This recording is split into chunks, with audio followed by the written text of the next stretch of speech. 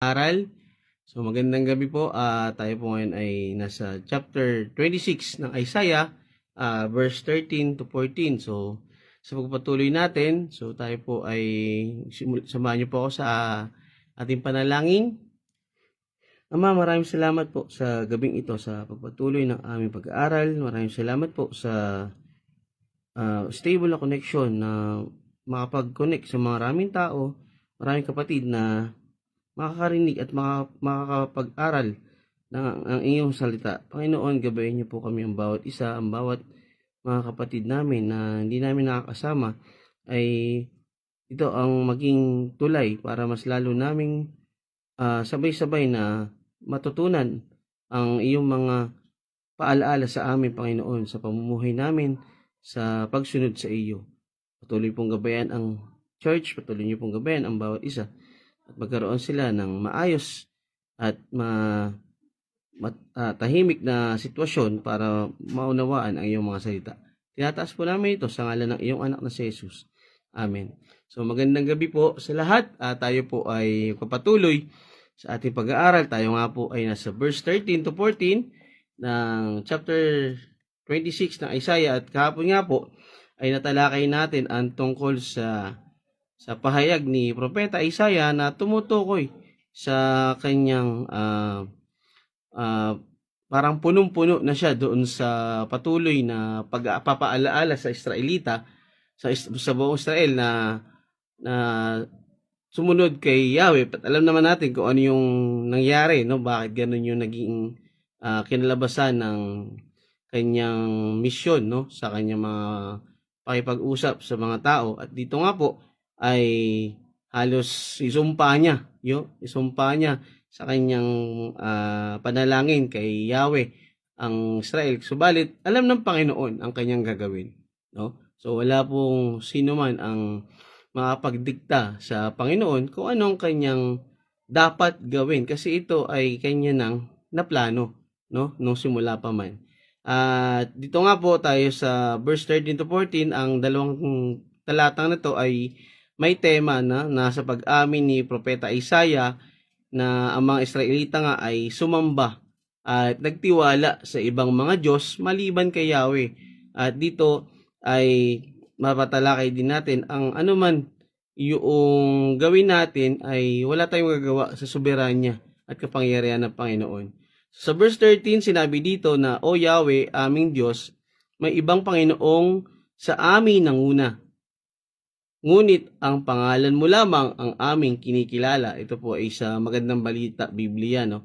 At sa King James Version, Lord our God, other lords beside you have ruled over us, but your name alone do we honor. So dito po makikita natin, ang talata ay may nangangahulugan pag-amin ng mga Israelita na sila ay napasailalim nga, no?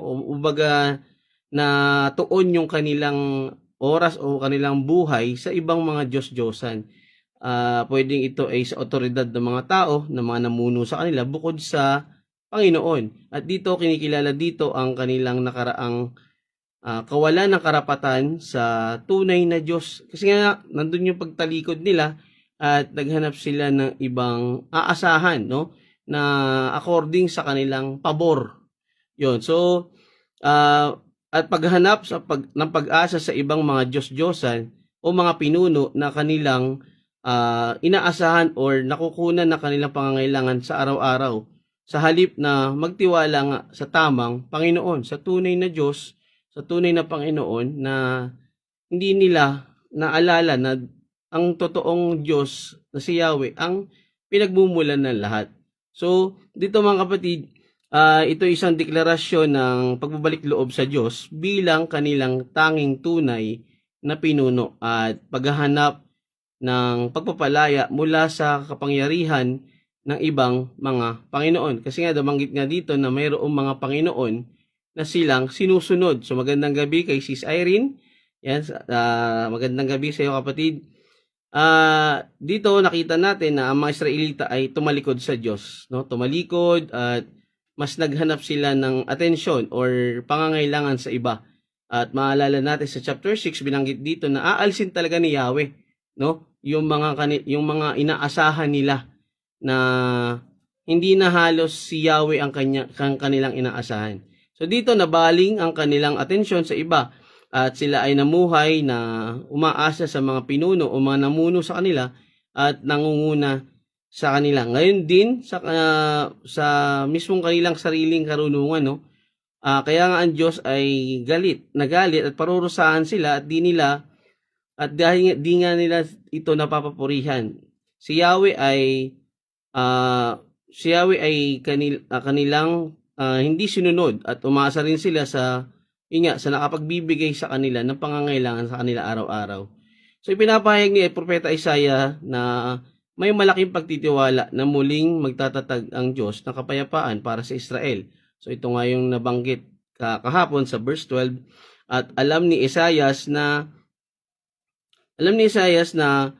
ang Diyos ang kanyang naging kapangyarihan ang sa likod ang dahilan kung bakit sa likod nito ay nangyayari ito sa Israel. So makikita natin ito sa Awit 44 verse 1 to 3.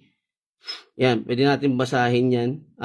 Ngayon, inamin ni Isaiah na ang ibang mga Panginoon bukod sa nag-iisang tunay na Panginoong Diyos ng Israel ay namuno nga sa kanila.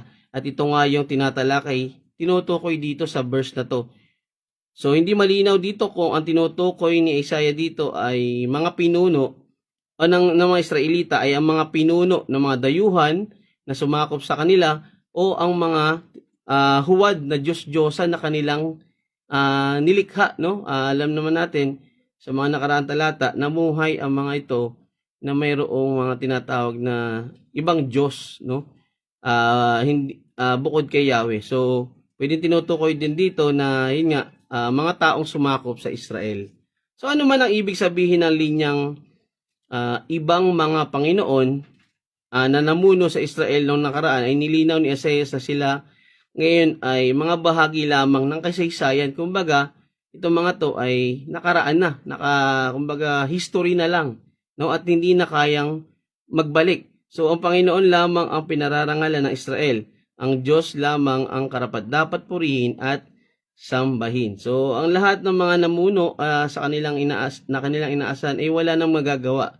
Kasi nga itong mga to ay pag namatay, ang tao na namatay ay wala na tong kakayahang malaman pa kung ano nangyayari sa mundo.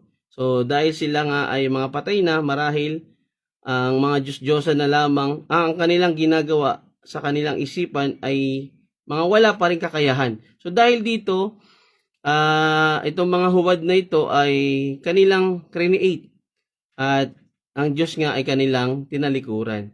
So dito na partikular na talatang ito, kinikilala ni Isaiah na pinahihintulutan ng mga tao ang ibang mga Panginoon na magkaroon ng kapangyarihan sa kanila na nagpapahiwatig ng kanilang pagpayag na sumunod at maglingkod sa ibang mga Diyos. Gayunpaman, ipinapahayag niya na mula sa puntong iyon ay babanggitin na lamang nila ang pangalan ni Yahweh, ang pangalan ng Diyos at nag-iisang Diyos na nagpapahiwatig ng panibagong pangako sa paglilingkod sa Kanya at tanging sa Kanya lamang at hindi sa ibang mga Diyos-Diyosan. So, ang mga salitang iba pang Panginoon sa talatang ito ay katumbas ng mga salitang dominion or pagkasakop. So, tumutukoy sa kanilang pagpapasakop sa ibang mga Diyos-Diyosan. So, sumamba sila sa mga huwad na Diyos na hindi naman nakatulong sa kanila.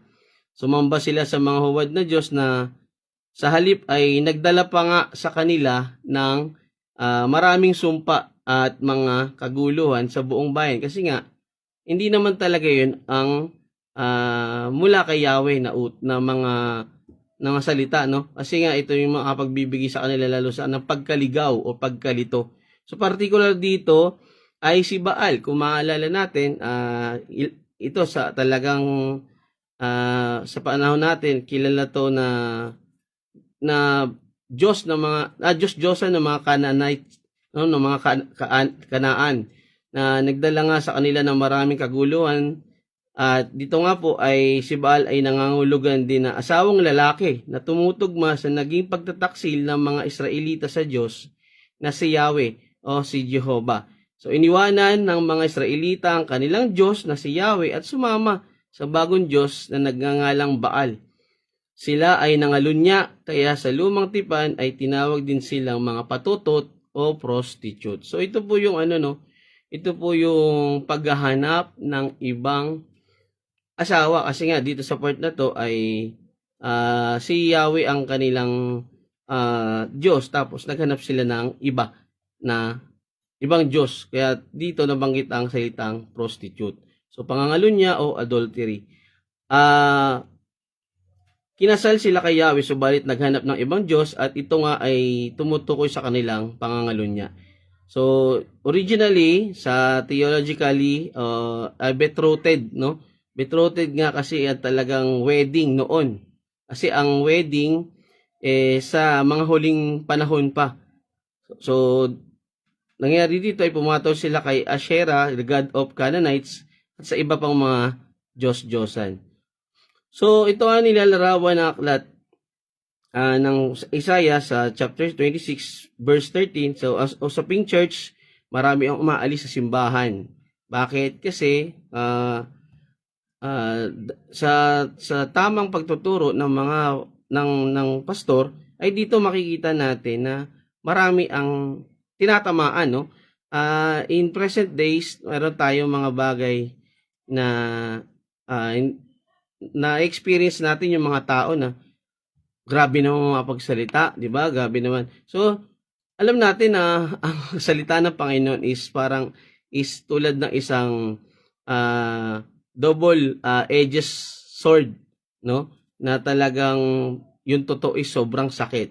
Pero dito marami ang lumilipat, no? Marami ang lumilipat sa mga simbahan na masaya, maingay, buhay, maraming kasama kasi doon sila nakabase. So ito po ay pagpapakita na naghahanap ka ng isang bagay o isang sinasamba o tinatangkilik na makakapagnakaw sa iyo sa oras mo sa Panginoon. So ito po ay nagpapakita ng pangangalunya o pakikiapid, no? Paghahanap ng ibang Diyos, no? So minsan ang mga nasa ibang church, ang ginodiyos nila is yung music, yung worship, no?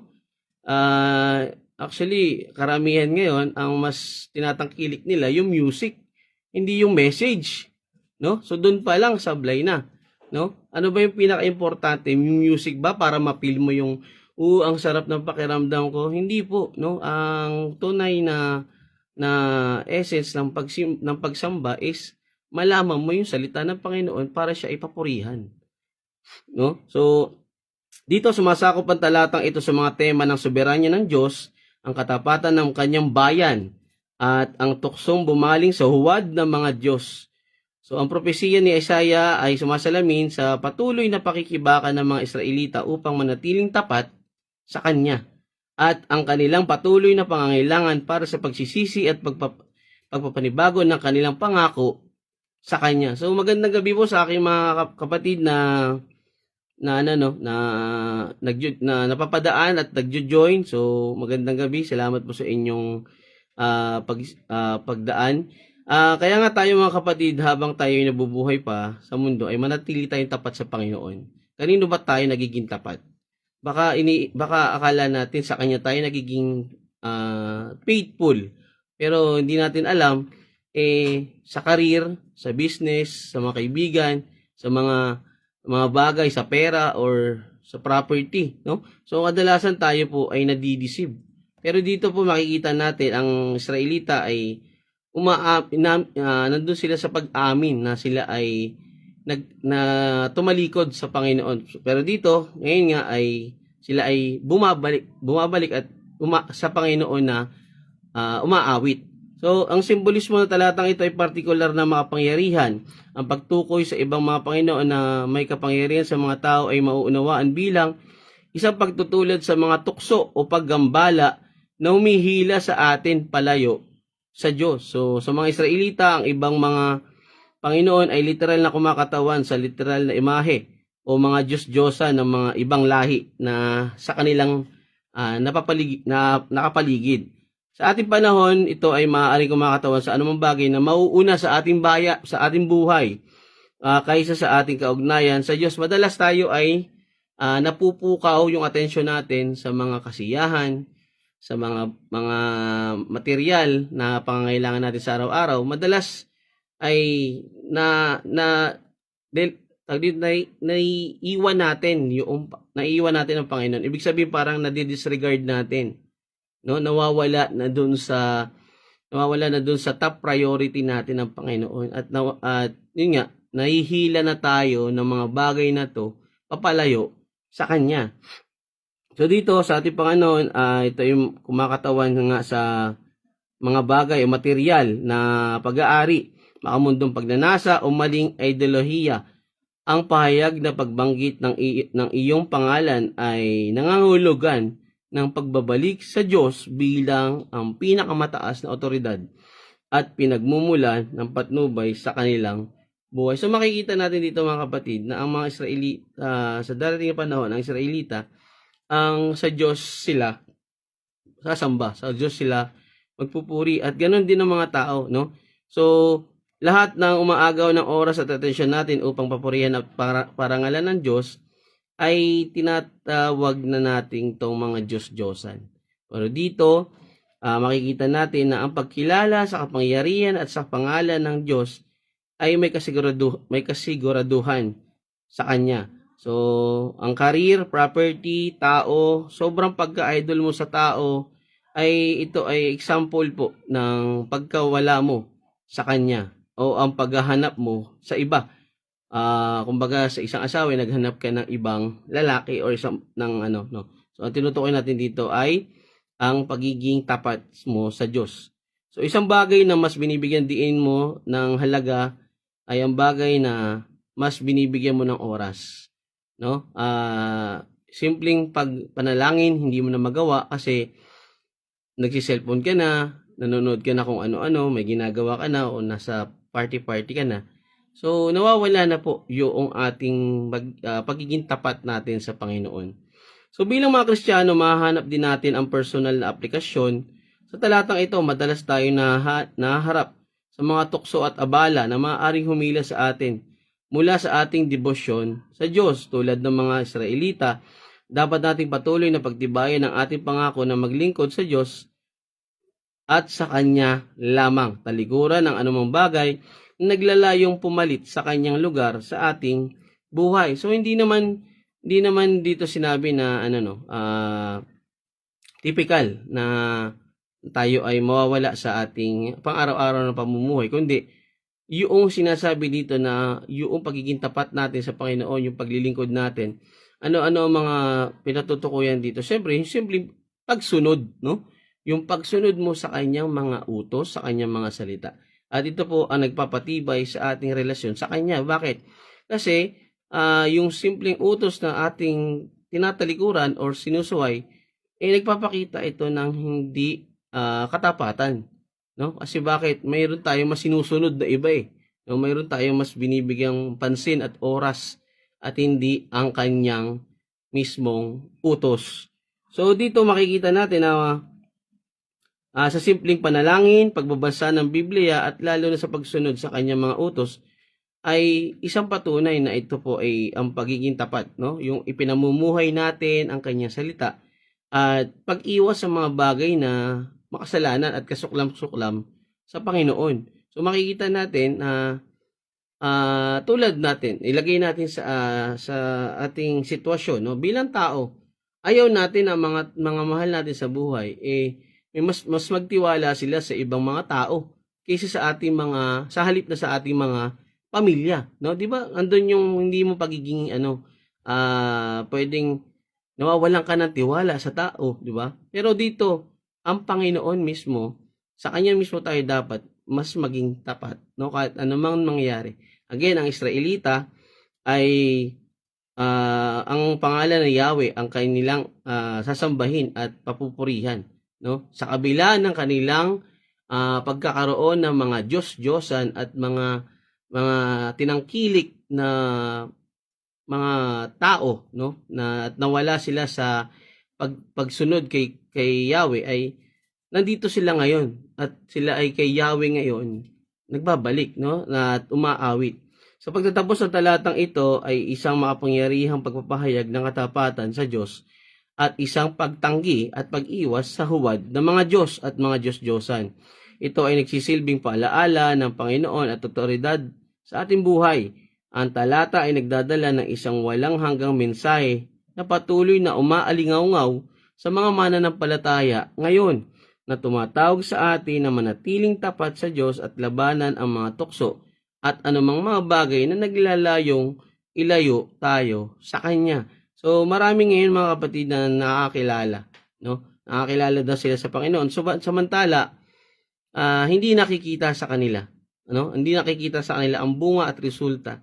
So, hindi iba ang mga bagay na to. Hindi lingid sa ating kamalayan, sa ating kaalaman na once na sinabi mo na ikaw ay Kristiyano, dapat unang-una pa lang doon makikita si Kristo, no? Ang pagiging tapat sa Diyos ay nakikita sa ating pamumuhay. Ang pagiging tapat sa Kanya ay nakikita ang pagsunod sa Kanya.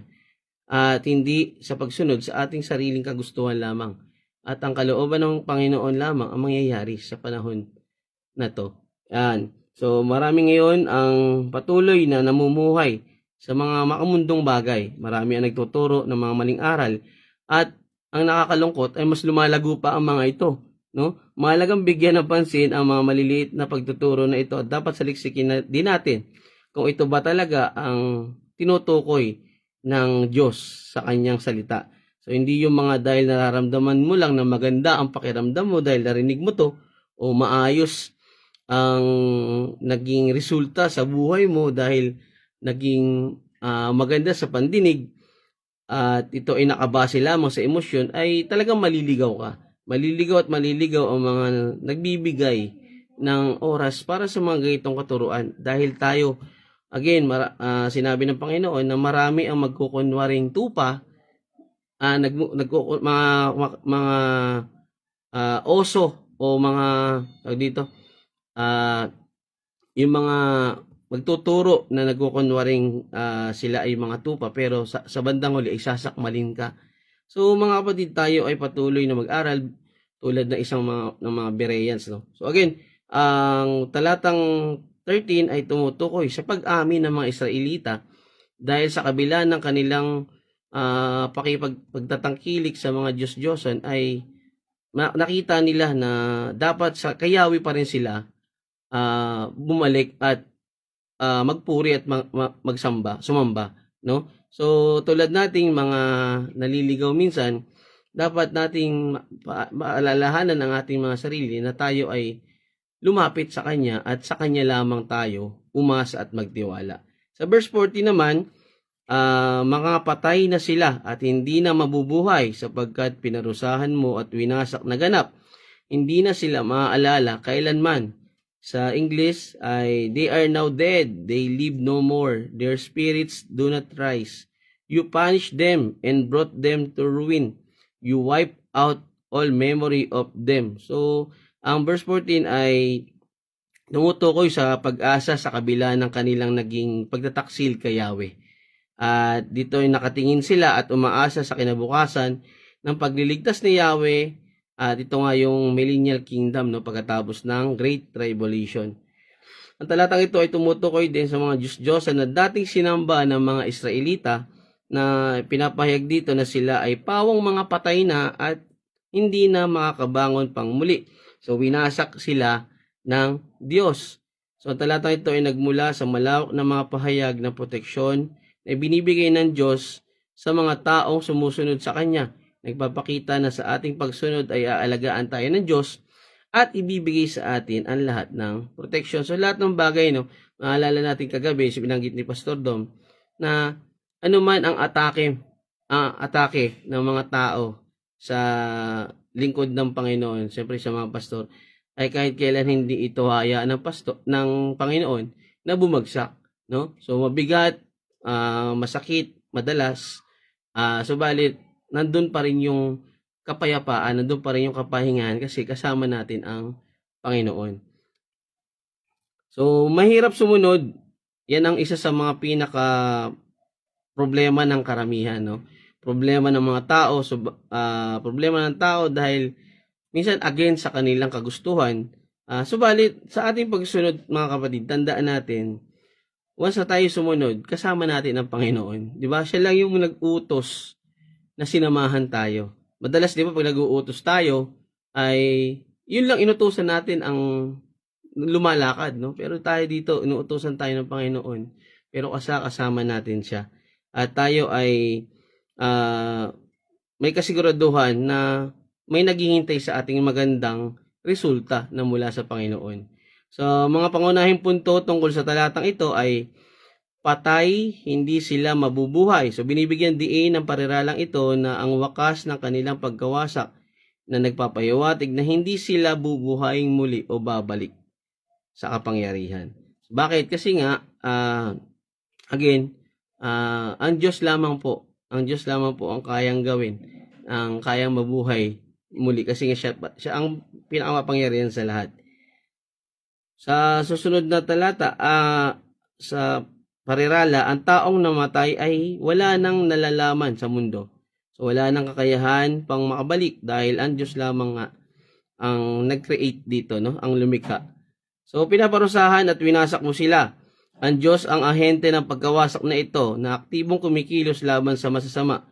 Hanggang sa kasalukuyan ay pinaparusahan ng Diyos ang mga gumagawa nito. Ang mga tao tumatalikod, ang mga taong sumusuway at patuloy na namumuhay sa kasalanan. So, ang mga taong patuloy na kumikilala sa kanilang mga sarili na sila ang pinakamataas at pinakamalakas ay ibabagsak ng Panginoon. So, inalis ang lahat ng alaala sa kanila. Ang kanilang alaala ay ganap na mabubura na nagpapahiwatig ng kanilang ganap na pagkatalo at ang katapusan ng kanilang impluensya. Again, hindi po magtatagal ang mga buhay ng mga taong sumusuway sa Panginoon. So, mabuhay ka man, nagkaroon ka man ng karangyaan dito sa mundo, pero once na wala tayong pagsunod, pagkilala at pagsamba sa Panginoon, baliwala po ang buhay natin, no? Tayo po ay sa dagat-dagatang apoy babagsak. So, ang talatang ito ay nasa loob ng isang malaking sipi na nagdiriwang ng proteksyon at lakas ng Diyos para sa mga nagtitiwala sa Kanya at inihahambing ang seguridad ng mga matuwid sa lubos na pagkawasak ng kanilang mga kaaway. So upang maunawaan ang kahulugan ng talatang ito, particularly, binabanggit na patay na hindi na muling babangon. Kailangan na unawain ang kabuuang konteksto ng kabanata. So sinabi dito sa araw na iyon ay aawitin ang awit na ito sa lupain ng Juda. So malamang ang tinutukoy na araw na iyon ay isang hinaharap na panahon, no? Ang isang bukang liwayway ng kapanahunan ng milenyo, kung kailan ang Israel ang unang makakilala sa pagtatatag ng kaharian ni Kristo sa lupa. Mababasa sa talata 9. Kapag dumating ang iyong mga paghatol sa lupa, ang mga tao, kapag hinatulan mo ang mga ito ay sa daigdig, malalaman nila kung ano ang matuwid. Kung ano ang matuwid sa mundo at natututo ng katuwiran. So, ang banal na kasulatang ito ay tumutukoy sa araw ng paghuhukom kung saan ang mga tao ay gagantipalaan para sa matuwid na pag-uugali at pagkastigo sa mga maling gawain. Sa araw na iyon, lahat ng nabubuhay kailanman ay magkakaroon ng pagkakataong makalabas mula sa kanilang mga libingan at matuto ng kabutihan. So again, once na ikaw sumunod sa Panginoon, may buhay kang walang hanggan. Pero once na ikaw sumuway, tumalikod at hindi kumilala sa Kanya, may buhay kang, mayroon kang kaparusahan mula sa Panginoon. Again, ang verse 14 na to ay tumutukoy sa pag-awit ng mga Israelita at pagiging tapat nila kay Yahweh. Pagkatapos sa talata 13 at 14 ay ibinaling ng propeta ang kanyang atensyon sa mga individual at patungo sa kalagayan ng mga dating namumunong pamahalaan sa mundong ito. O Panginoon, aming Diyos, ibang mga Panginoon, pamahalaan o sistema, maliban sa iyo ang naghari sa amin, ngunit ang iyong pangalan lamang ang aming pinararangalan. Sila ay patay na, hindi na nabubuhay, Hindi bumabangon ang mga yumaong espiritu. Pinarusahan mo sila at dinala sa kapahamakan. Inalis mo lahat ng alaala nila. At ito nga po yung verse 13 to 14. So, posible ang mga tinutukoy dito ay yung mga namuno na mga hindi sumunod kay Yahweh, hindi kumilala kay Yahweh, mga sumakop sa Israel na nagpakita ng kanilang sariling karunungan at hindi nga tumangkilik o hindi na nampalataya sa Panginoon. Pwedeng sistema, pwedeng pangit na pamamalakad ng isang pamahalaan o mismong kapangyarihan ng isang tao. At ito nga yung mga tinutukoy na ibang Panginoon. So, hindi pinapayagang muling bumangon ng Diyos o bumalik sa kapangyarihan sa panahon ng milenyo at higit pa. Ang sangkatauhan ay pamamalaan mula sa itaas ni Kristo at ng kanyang simbahan. Ang bagong pamahalaang ito ay magiging maawain at makatarungan at mananatili magpakailanman. Nalaman natin ang celestial na pamahalang ito sa chapter 9, verse 7 ng Isaiah.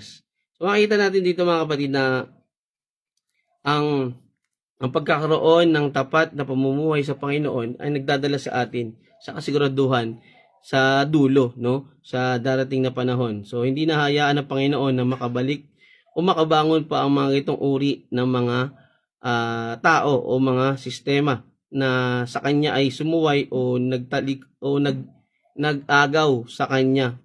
Nag-agaw ng mga atensyon ng mga tao mula sa kanya at siya ay kilalanin bilang Diyos. So maaari rin naman tayong tumutukoy ito sa pangalaala na ang mga dating pamamaraan ng pagsamba sa mga Diyos-Diyosan at pwede rin ang mga iyon ay pawang alaala ng mga Israelita at hindi na muling babalik pa, no? So na kumbaga ito history na lang, no, na ginawa nilang pagtalikod kay Yahweh, subalit wala na, no, hindi na to babangon pa, kundi ito ay kung ano yung darating. At ito nga po yung sitwasyon na kay Yahweh na sila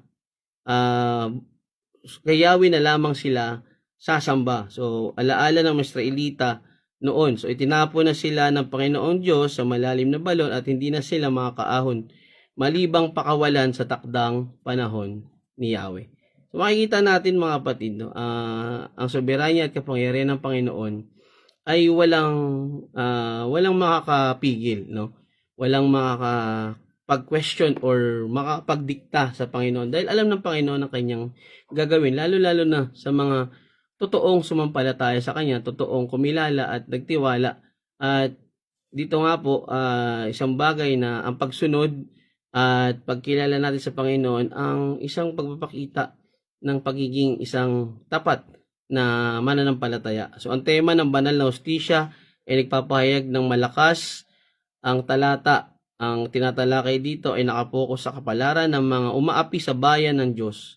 Dito idinidiin ni Propeta Isaiah na ang mga kaaway na ito ay sumuko sa kamatayan at hindi na muling makakabangon pa, na nagpapahiwatig din na ang kanilang paghahari ng kakilabutan ay natapos na. Ang kanilang kasamaan ay winasak na ng Panginoon. Ang deklarasyong ito ay nagsisilbing aliw sa mga tapat sa panahon ng kaguluhan, na ang nagpapatunay na ang Diyos sa huli ay hatulan at aalisin ang lahat ng pagkasalungat laban sa Kanya. So makikita natin, no, tayo ba, ano ba ang ating nagiging pakiramdam o sitwasyon sa kalagitnaan ng mga kabigatan ng kahirapan? Tayo ba ay mas umaasa sa ating mga sarili, sa mga tao, o tayo ay patuloy na kay Yahweh or sa Panginoon tayo tumatawag, no? Dito makikita ng Panginoon kung sino ang kanyang mga tapat na mga anak at mga tao, no? Alam ng Diyos ang laman ng ating mga puso at siya lamang ang makakapagsuri nito. Kahit tayo ay hindi natin kayang basahin kung ano ang takbo ng ating mga emosyon o ano ng ating damdamin. Ang tema yan. So ang deklarasyon nga na ito ay nagsisilbing aliw sa mga tapat at hatulan at aalisin ang mga tao. So nagtatatag ito ng kinabukasan kung saan mamamayani ang katwiran. Yan. So tinitiyak ng mensahe ni Isaias sa mga mananampalataya na ang mga nagdaang maniniil ay wala na, no? Ang mga mananakop o ang mga mapagsamantala. Nakalimutan na sa mga talaan ng kasaysayan, kapwa sa Diyos at sa tao. Ito ay umaayon sa mas malawak na biblikal na salaysay ng katarungan ng Diyos, lalo na sa panahon ng pagturusa at kahirapan. Yung mga tumindig laban sa bayan ng Diyos ay maharap sa banal na kaparusahan. So tinitiyak dito na hindi na maaabala ng mga iyon ng kapayapaan na ibibigay na nilalayon para sa mga pinili ng Diyos. So sa liwanag ng pag-asa sa pagkabuhay ng muli, gaya na pinagtibay sa buong banal na kasulatan, makatitiyak na tayo ay kanyang ililigtas. Tayo ay kanyang sasamahan. Titiyak din natin na tayo ay kanyang isasama sa kanyang plano. Dito nga po, makatiyak na mananampalataya na ang pinakahuling plano ng Diyos ay nagsasaad ng kaligtasan para sa mga totoong nananampalataya at sumusunod sa Kanya. So, ang kaparusahan para sa mga hindi sumunod sa Kanya utos, ang mga nagmamataas, nagmamalaki, lalo na ang mga umaasa sa kanilang mga sariling kakayahan ay winawasak ng Panginoon. So, again, ang paglubos na pagtitiwala sa sarili ay nakakapagdala sa ating kayabangan, nakakapagdala sa ating pagmamalaki. So hindi natin nakikita, tayo ay nadideceive or nalilinlang ng mga bagay na to. Ang patuloy nating pagtitiwala sa ating sarili ay nakakapagpahina ng ating pagtitiwala sa Diyos. Bakit? Kasi mas nakatuon tayo sa ating mga sarili, hindi sa mismong nagbibigay sa atin ng lakas. So, ang kaparusahan para sa hindi sumusunod ay mas matindi ang naghihintay. So mga kapatid, tayo ay patuloy na pinapaalalahanan na tayo ay umasa, tayo ay magtiwala at magpuri sa tunay na Diyos. At ito ang wag sa mga panandaliang mga bagay dito sa mundo, sa tao o sa anumang mga sitwasyon na ating panandalian lamang na nakukuha o panandalian lamang na natatanggap, no? Kundi ang walang hanggang buhay ang dapat nating i-priority. At syempre ito po yung ating pamumuhay sa ating pagtitiwala sa tunay na Panginoon. Dahil ang pagtalikod sa Kanya ay isang nagpapakita o ang paghahanap ng mga ibang mga Diyos-Diyosan ay nagpapakita ng hindi pagiging tapat. Ito ay tulad ng isang pangangalunya o pakikiapid na naghanap ka ng iba dahil tayo po ay dahil ang Israel ay unang kinasal kay Yahweh at naghanap nga sila ng ibang Diyos-Diyosan at nagpapakita ito ng pangangalunya. So sa darating na araw ay aasahan pa rin nila kay Yahweh sa kanilang kaligtasan. Gayon din tayo mga kapatid, ngayon pa lang ay sa Diyos lang tayo kumapit, sa Diyos lang tayo magtiwala at sa kanyang pangalan lang tayo mamuhay, no? Ang pagsunod sa kanyang salita, ang pag-aaral ng kanyang mga salita at pamumuhay ng mga ito ay nagpapakita ng mas lalong matibay na relasyon natin sa kanya dahil tayo ay konektado at may relasyong malalim sa Panginoon. Ang pagiging tapat, again mga kapatid, ay tulad ng isang relasyon sa iyong minamahal, no? Sa kanya ka lamang nagiging tapat, sa kanya ka lamang nagiging bukas. Pero alam mo yung maramdaman mo na sa ibang tao siya mas nagtitiwala kaysa sa iyo, ay ito ay nagpapakita ng hindi pagiging tapat sa iyo, no? So sa usaping sa theological kay Yahweh ay mas dapat tayo mas magtiwala sa kanya. Dapat tayo sa kanya ay makita sa atin ang tunay na resulta at bunga ng pagsunod natin kay Yahweh. So may mga kaparusahan na hindi nagtiwala at sumasampalataya at buhay na walang hanggan naman na naghihintay sa kanya na umaasa at sumusunod sa Panginoon. So yan po, verse 13, verse 14 ng chapter 26 ng Isaiah ay nagpapakita ng pag-amin, no? Pag-amin na sa kabila ng pagtalikod kay Yahweh ay bumabalik, no? Bumabalik sa kanya at tanging kay Yahweh na lamang sasamba at magpupuri. At ganoon din sa 14 na dito ay nagpapakita ng pagdiriwang or katiyakan na kasama ang Panginoon. Pagiging tapat ay mahirap na proseso bilang sa isang tao. Subalit kung tayo ay patuloy na magiging tapat araw-araw, ito ay makakasanayan natin at hindi natin namamalayan na tayo ay nandun na sa solido at matibay na katapatan, lalo-lalo sa ating pagsunod sa Panginoon na magbibigay sa atin ng kapayapaan at kaligtasan sa dulo ng panahon. So mga kapatid, dan lang po natin tinatapos ang ating pag-aaral. Bukas po ay verse 15, no? Wala po kasi si Pastor Dom, kaya ako po muna ang naatasan niya na mag-discuss ngayong gabi. So yan po, so para sa may mga katanungan, pwede po mag-PM sa akin at pwede niyo po panoorin ang replay, no, ng video na to.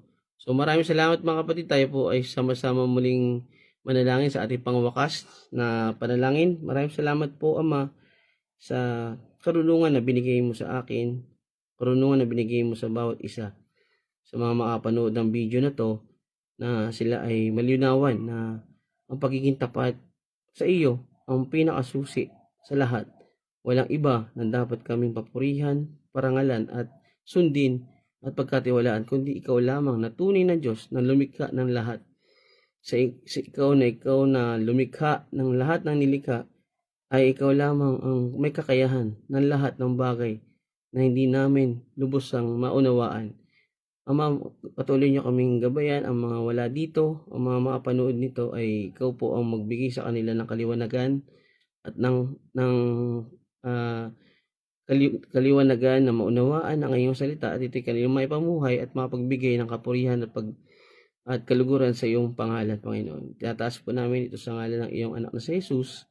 Amen. Yan po mga kapatid, tinatapos ang ating pag-aaral. Bukas po ulit, hindi natin alam, pero Sunday service, no? Iniimbitahan ko po kayo, daily devotion every 7 p.m. via Facebook Live. At ganoon din po bukas, meron din kaming Sunday service, no? Live po ulit din yun sa FB at 9 a.m. So, pwede nyo pong abangan, pwede nyo pong panoorin sa aking account at siyempre sa account ng aking mga kapatid sa Touching Lives. So, Sis Irene, maraming salamat sa ating mga kapatid na dumaan sa ating pag-aaral. Tayo po ay magkikita-kita muli para sa pagpapatuloy ng chapter 26 ng Isaiah. So, maraming salamat, Sis Irene. Magandang gabi po. Sa Diyos lang papurit parangal. God bless. Bye-bye, bye-bye.